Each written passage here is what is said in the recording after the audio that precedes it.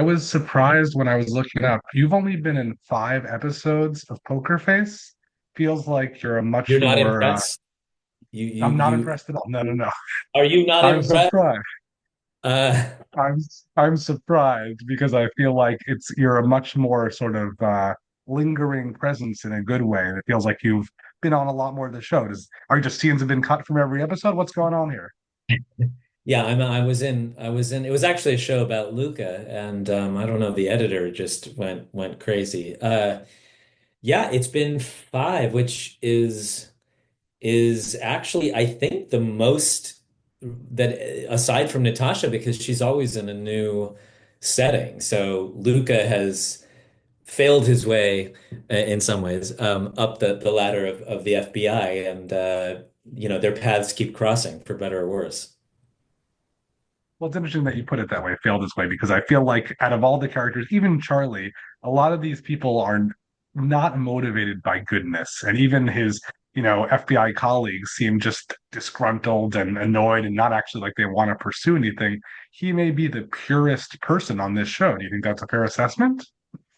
I do. I think he's almost altruistic in some ways. I really feel like he's so earnest. So there's a kind of moral compass to him that I don't know. You don't typically find maybe in the world of the FBI or in these shows where you see this do-gooder who it's like he starts at the lowest rung of the FBI driving around geriatric gangsters, helping them drop off their dry cleaning and then he ascends to, David Caruso status, with the sunglasses and the quippy one-liners and all. So it's really fun to play for me. I've never gotten to play a character like that to have action sequences and stunts and explosions and I think that it's true what you're saying that there's a real humanity to him and that makes it rootable. Makes him rootable and makes the sort of strange, unique relationship he has with Charlie really exciting, I think.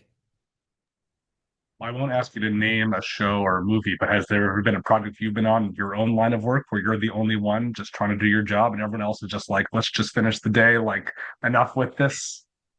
Sure. Yeah, I'm a saint. If that's what you're getting at. Yeah, no, I do relate to the like I guess in many ways, I'm an overachiever, I guess. I think that's fair to say. And I think he is too. So and I can see how it can be very grating to other people around you at times and it's funny with him because with Luca because I think he's a bit of the strong and wrong kind of character too. Like he tries so hard, but um, he often fumbles it or fumbles his way into to cracking it or through Charlie. It's like he has a swagger, but it's a more of a Clouseau swagger. Um, and uh and that is so fun. It's so fun to play that because any sort of that earnestness is just it's the key to him, I think. Well, people watching this interview won't see it until after the finale Yeah. airs, and so I want to talk about that last scene there. I think that's seems like he's got a little bit more control for once. Like he actually is in charge of what's happening. He can't change the policy of what's going on with the FBI and say like, "Oh no, you're innocent." But he's like, "I know what's going to happen. Charlie, here's your head start, and I'm going to just figure out what I'm doing." Does that feel like a Yeah. shift for you for him? Well, there have been these moments. It's definitely heightened, on what we've seen. And we've seen him, give her kind of a way out of some of these gems, and it's a definitely a quid pro quo kind of relationship that they have. But that's the biggest, boldest thing that he's done, I think, because it really, really puts his whole livelihood in jeopardy and.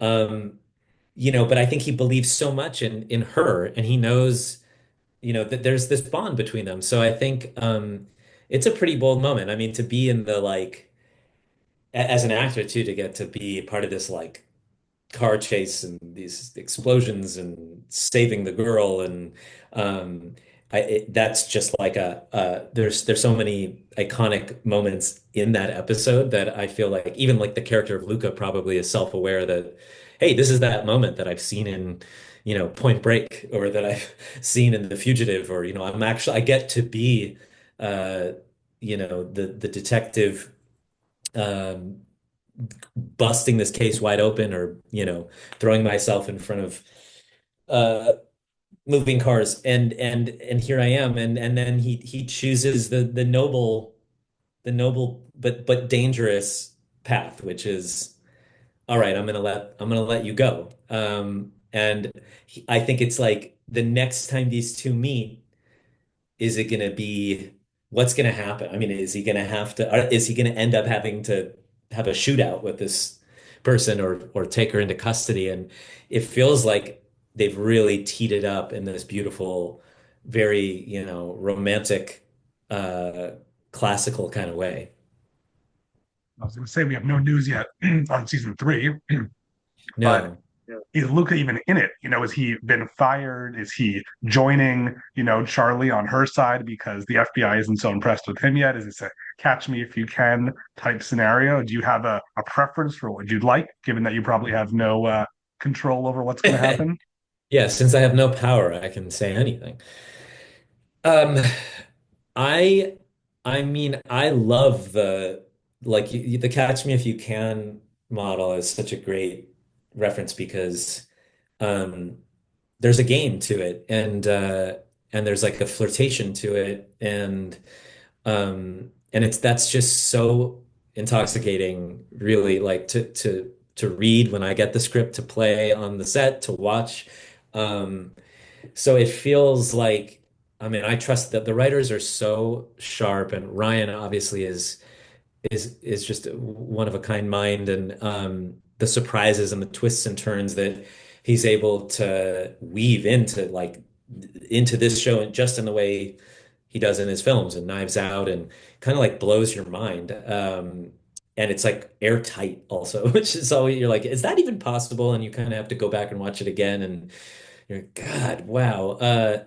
So yeah, I hope, I mean, I just love when Luca and Charlie are together, and they're always together in that really heightened situation on the edge of a cliff, or at an airport after a raid, or all of these really um these kind of action-packed moments. So I think I just can't wait to see where they end up, and it will be so tragic if they end up having to cross one another in a way that isn't, I don't know, that isn't lifting the other one up. It'll just be so sad. So I don't know. I really, really hope we get to see more of them, and I can't wait to see what the writers cook up.